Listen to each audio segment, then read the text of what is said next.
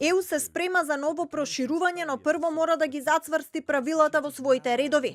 Еврокомесарката за проширување Марта Кос денеска за бриселски Политико порача дека комисијата наскоро ќе даде предлози за поголема унија и потврди дека е потребно да се зајакне поддршката од сите 27 членки.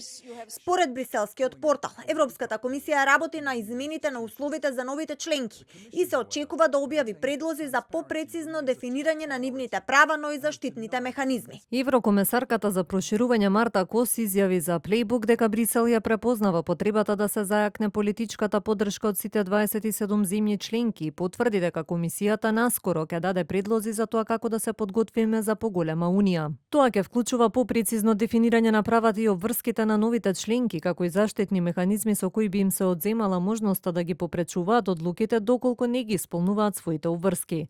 Конечните детали се уште не се објавени. Високи функционери од Брисел за Политико брифираат дека иако членките декларативно се за отворање на европската врата, земји како Франција, Германија и Холандија се противеле на пребрзо проширување.